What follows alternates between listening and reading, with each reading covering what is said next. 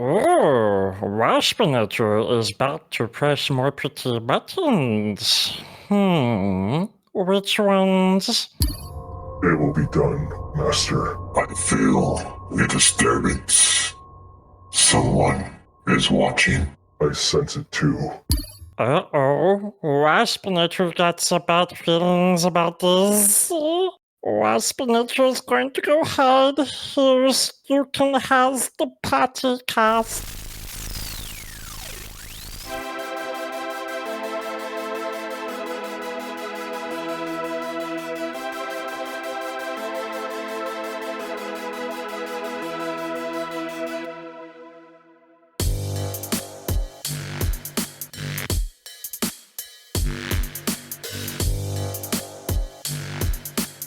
Hello and welcome to the podcast where we are currently recapping the events of Transformers IDW 2005 continuity. I'm Onyx Prime with my two co-hosts here. Howdy, I'm Computron. Hi, I'm Kilobyte. Moving on with our comic book discussion for today's episode takes us to IDW Transformers Revolution. And as always, spoiler warning. So if you haven't read it already, we highly recommend you go back, read it, then come listen to the podcast. Onwards, both Computron and myself have read this already, but you should know that by now. But this is Kilobyte's first time, and we are excited to hear his thoughts and theories about this series. Before we can do that, Computron, would you mind? I do mind. Wait, no, Okay. I don't mind. You don't mind? Okay, good. So this is kind of like a combination of comics. So just to, be forewarned, I'm about to list a lot of names. Okay, so there are a total of 3 comics. The first was released November 2nd, 2016, and the third came out December 7th that same year. And I just want to point out these 3 comics were kind of in all, separate, different volumes. So, for example, the first one was Tool All 1, the Transformers, and as well as More Than Meets the Eye one-shot. So, okay, now going into the writers, we have Marguerite Scott, John Barber, Nick Roche, and James Roberts. And for artists, we have Nato Tsushima, Andrew Griffith, Alex Milne, with colors by Dai XT, Thomas Deere, and Joanna Lafuente. All right, so trivia.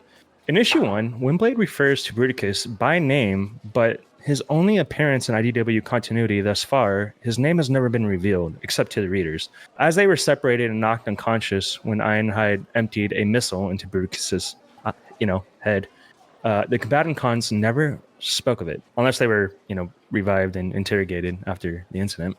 In issue 2, the cat belonging to the family who Thundercracker rescues from the burning building is named Jones.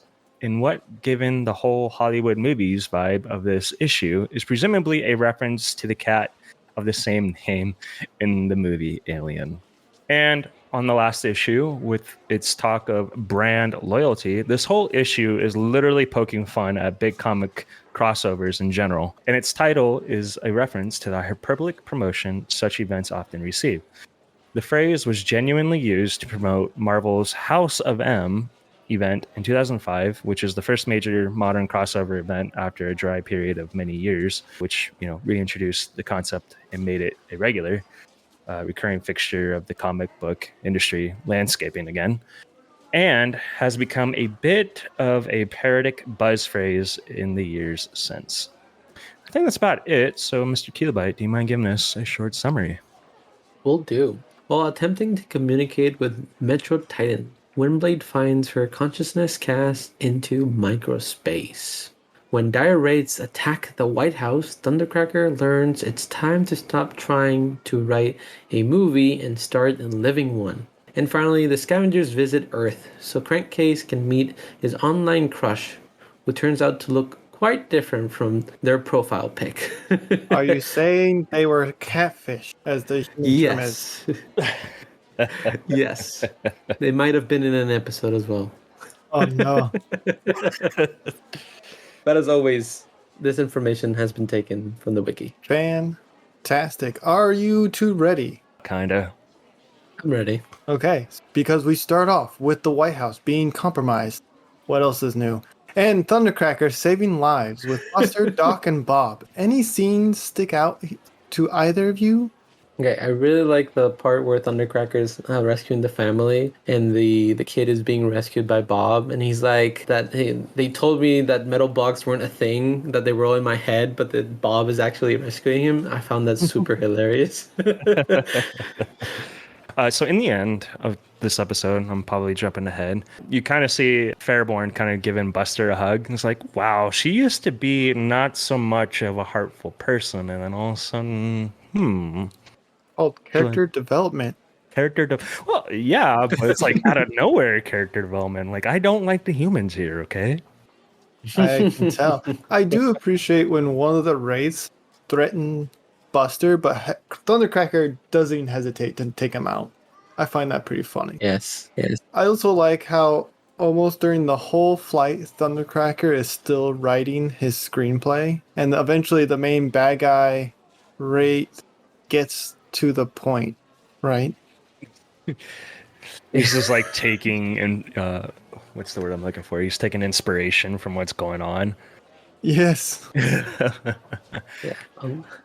I found that so happy, and he's like, I can't even concentrate. Like everything around him is just changing the script, and he's like, no, this is not what I wanted. I need to focus. It's pretty good. Do you guys know that scene where Thundercracker kind of drops a wraith right onto the Washington Monument?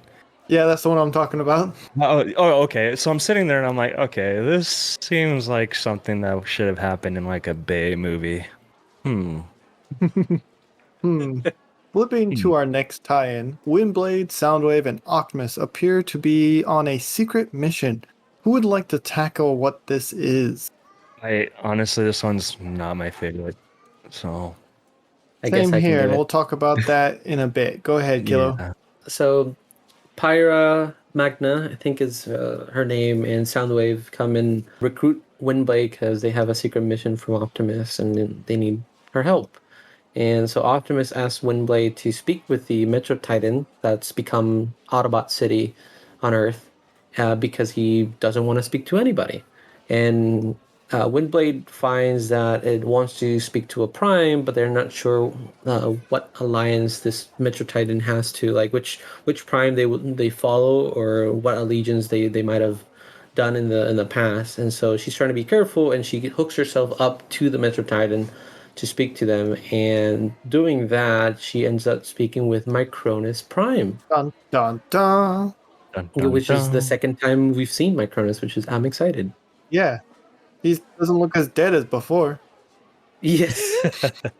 The design did change. I don't know if these comics were coming out when I think it's the Robots in Disguise Yes. 2015 Yes. were coming These out. ones Yes. were, yep. Because Yeah. this Okay. came out in 2016.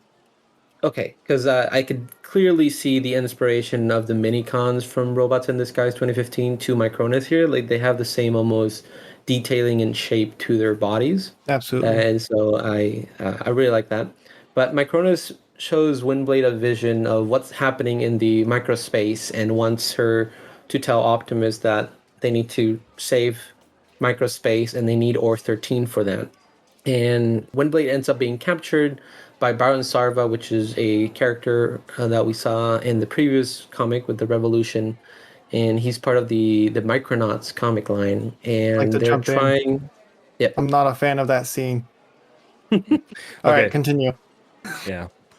So Windblade notices that the person interrogating her is acting very like Starscream. Like she says she's seen that smile before in those eyes, and so she knows that this person is trying to gain something and is not completely being truthful. So she tries to give them information, but not too much information, and she manages to escape with the help of one of the beings of this microspace.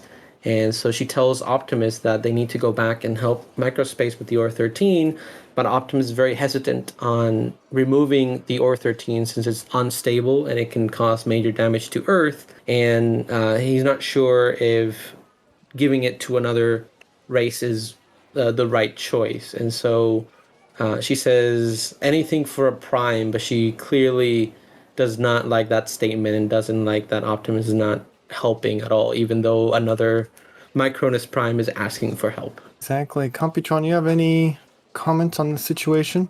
Well, I think you and I can agree that the interrogation scene was and you can probably Bad taste. you can probably blip this out or beat me on this, but it looked like bomb. That's what it looked like to me. It looked Yeah, like I wasn't. it It was reminded me of the like what they did to Wonder Woman. exact. Then- Well, that yeah. and they gave Windblade some over sexualizing features. Like Yeah. nothing against that. Like they put that, they can put that in comics with like humanoid beings.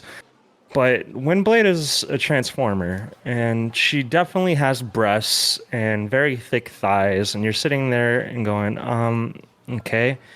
And then I guess here's my other complaint.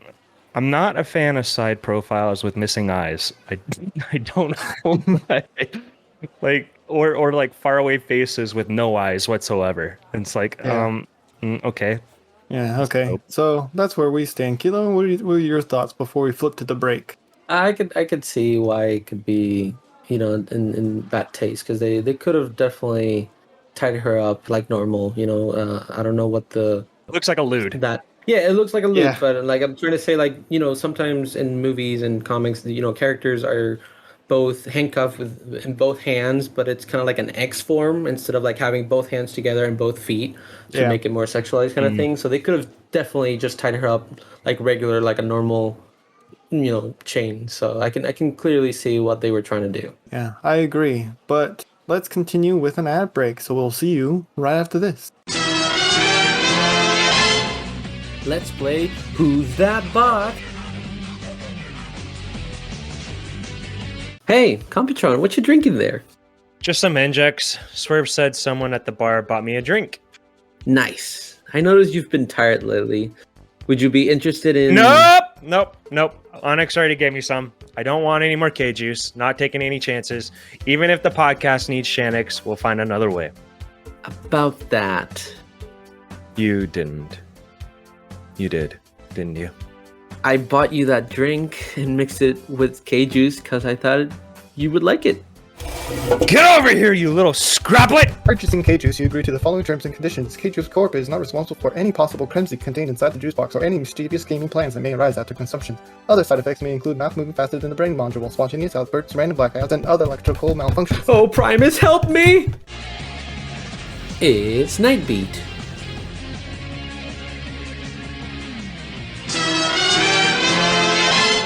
And welcome back. So hopping over to the Scavengers. Nothing will ever be the same again with G.I. Joe meeting what look like some Kamen Rider looking kind of dudes. What's your thoughts? Yes, I like it. I like the Kamen Rider characters. I love it. I love they have cup holders and little windshield wipers. That was great. Oh, that's great. So on the flip side, Crankcase has a date with Cons Forever. I believe this is not the first time we've heard that name. Any favorite scenes of this? Because I preferably really enjoy the Thunderwing callback. I enjoyed that. I also enjoyed, like, in the last minute, they decided, and I think it was Fulcrum that's like, all right, I hate humans, see ya. And they just left the G.I. Joe guy sitting there. Yeah, they left him in the dust because his car like broke down on accident. Yeah. They're like, is he still there? And then the panel just goes back and forth and it's just nothing. Yes. I really like Crankcase trying to find like an attire to look decent, and he gets like a bucket head like Megatron. Yes. And he's like, does this look good? And I'm like, oh my god, it's so good. It was very funny. When I saw Thunderwing, I'm like, oh no, he's back. But then He's it back. wasn't him. I love the names of like the Wraith is like everything he needed to do was called like crossover, and you know it's like a subtle jab. And then I think what was the name of the ritual he needed to do? It was like cross. It was the It was cross event for the branding, the one shot. Oh yeah, cross branding. It's like I was like, bravo, guys, All the bravo. fourth wall breaking here, and I love every single bit of it because it even involves extra dimensional events of this one shot. It's so good. But that's so not all the crossover, isn't it? Because like Thunderwing turns out to be the Wraith. And I also find it funny that Sinister and Misfire are messing with this G.I. Joe where they shocked him so much that he passed out and they thought he was dead, so they buried him. And then just moments later, they're like, wait, we gotta go and bury this guy. Hey man, that's the Scavengers for you. I love it when he gets shocked is because Misfire has a face with just one One eye, eye. and a very tiny nose. I'm like, and Oh then my- Spinster's just the same face underneath. I know That it's just was another the- helmet. I love the name of their fake organization called Mask. Yes, that's actually a real thing. So that was part of the crossover in the previous Kilobyte Corner. Yes, in the Revolution comics. Oh yeah. So, is there any other things we want to talk about this issue, this volume? Um, I got nothing. I just didn't enjoy the second issue. That's all I can say, really. I think it was very sweet that Grimlock remembered where his sword was. Yes. I know that that'll probably come into we'll get more of this in future readings, but I completely forgot that he probably left it when he was taken to Gareth 9. So I like that it The brought callback. it back and it did that callback. Yeah, I Yeah. thought that was cool. I forgot. Was he with Misfire when he was talking about that? Yep. Yes. So I like how Misfire's like, oh, looks like I lost the bet with myself, and then Grimblock out of nowhere goes, ha, loser. Very good. It's so good. So let's move to Rodstar rating. Kilobyte, do you want to go first? I can go first. It's interesting all the events we have going on here just because they're gonna be connected to future events. I really enjoyed the Scavengers little side story. When I first saw Thunderwing, I wasn't very happy. I'm like, oh no, the same bad guy again. He's back, but then it wasn't. So I'm like, oh okay, it was a misdirection, which has caught me. And I'm like, that was pretty good. Overall, this is just gonna like bridging gaps between comics and events. So this is a 3 for me. All three. I'll go ahead and go second here. This volume feels like it's sandwiched between. It's got like two. It's got a good beginning, a good ending. The middle is very rough. Like if I could individually rate them, the first and last one would go really high, but the middle one's gonna drag it down. Overall, as a volume, I'm gonna say 2.5. So, I mean, come on, these are filler episodes. I completely understand that the Windblade one was actually very important for the plot. Mhm. I'm not a fan of the drawing. Like, if you were to probably grab a different artist in there, I probably would have enjoyed it even more. And I think with that thought in mind, I'm probably gonna give it a 3, like Kilobyte. 3. Fantastic. But listeners, what do you think of these comics? How many rosters would you give it? Let us know by leaving a comment below.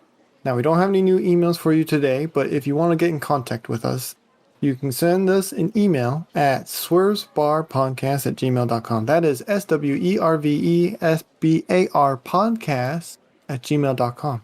Hilo, do you want to talk about your ongoing Twitch? We should get you some remedies for it. I've already explained it so many times, but Oh, that's it's right. It's on the Earth platform, right?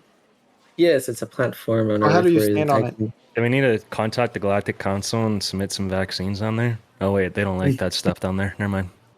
I don't think I think I'm good. I won't be infected, but it is not. You don't stand on it. You project it. You have a stream is what they call it, where the viewers can hop on and see you play games, and you can interact with them, and you can draw, or if you have any different hobbies, you can always stream yourself doing those hobbies and enjoy it with your community. And so I've been streaming Tuesdays and Thursdays, 8 p.m. Pacific Standard Time over on twitch.tv/Kilobyte Prime. And if you want to see updates on my schedule and on streaming, you can follow me on Twitter at Kilobyte Prime as well.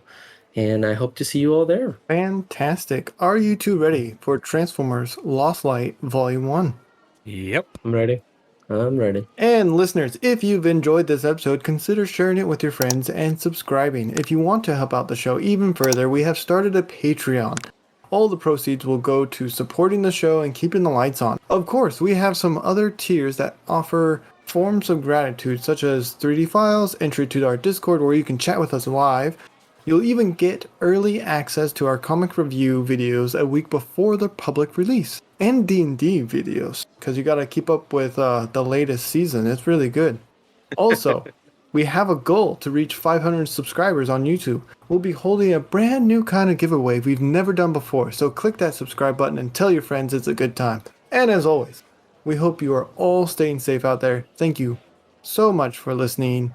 Till all are one. Till all are one. All are one.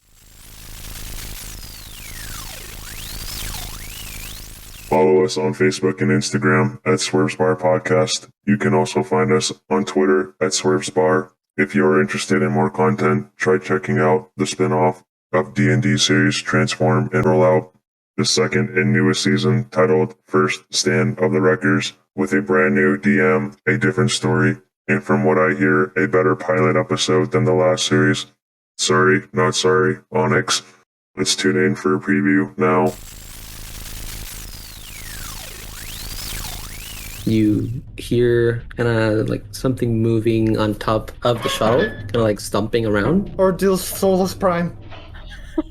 heading back towards kind of like the docking bay door where you came from. I drop to my knees and start praying to Vector. Now, what would you like to pray to Victor? Get up, you're being embarrassing. Please, Vector Prime, please, let us survive today. Please. As you pray, the door kind of blows and kind of like flies outward. I scream. Ah!